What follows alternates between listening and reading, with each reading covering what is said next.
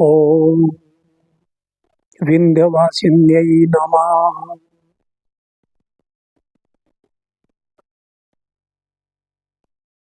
हमारा नया संवत्सर अब चैत्र शुक्ल प्रतिपदा से आ रहा है।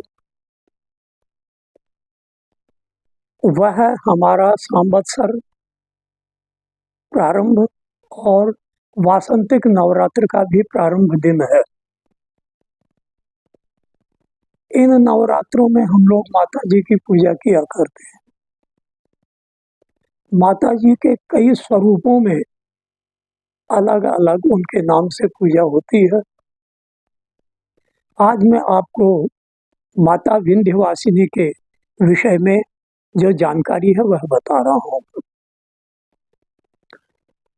ये माता विंध्यवासिनी जगदम्बा का ही स्वरूप है और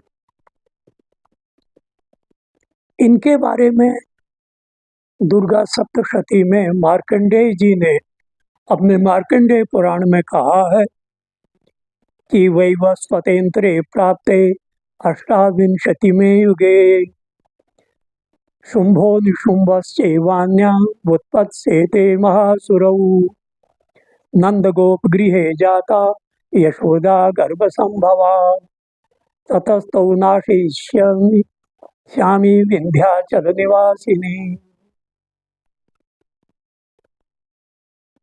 कृष्ण अवतार में कृष्ण की जो बहन थी वह कंस के हाथ से छूट करके और चली गई थी, उड़ गई आकाश में और उसने विंध्याचल में अपना निवास बनाया। इसको मार्कंडेय जी ने कहा है नंदगोप गृहे जाता यशोदा गर्भ संभवा। यशोदा जी के गर्भ से नंद जी के घर में पैदा हुए यह विंध्यवासिनी विंध्याचल में निवास करती है। नवरात्रों में मैंने बहुत देखा है, वहां मैंने अनुष्ठान भी किए हैं। अपार भीड़ होती है विंध्याचल में और माता साक्षात है। कुछ लोग तो सैकड़ों मील दूर से कनक दंडवत करते हुए माता के द्वार पर आते हैं और अपनी कामना बताते हैं, माता पूर्ण करती है। इसके साथ ही वहाँ पूरे भारतवर्ष से दर्शनार्थी भक्त और पूजक गण विद्वान पधारते हैं, माता की प्रार्थना करते हैं और नवरात्र अनुष्ठान करते हैं। भारतवर्ष के अच्छे अच्छे सेठ साहूकारों की वहाँ धर्मशालाएं हैं, उनके अनुष्ठान चलते रहते हैं और वहाँ रक्त पुष्प से विशेष पूजा करनी चाहिए। एक विशेषता और है वहाँ की कि तंत्र शास्त्रों में आया है कि भगवती को प्रणाम करके जब हम उनकी परिक्रमा करते हैं तो त्रिकोण की तरह से परिक्रमा होती है। क्यों होती है यह मैंने विंध्याचल में देखा। 3 स्थान हैं भगवती विंध्येश्वरी का पूर्व दिशा में, फिर पश्चिम में काली खोह और उससे फिर वायव्य की ओर अष्टभुजा।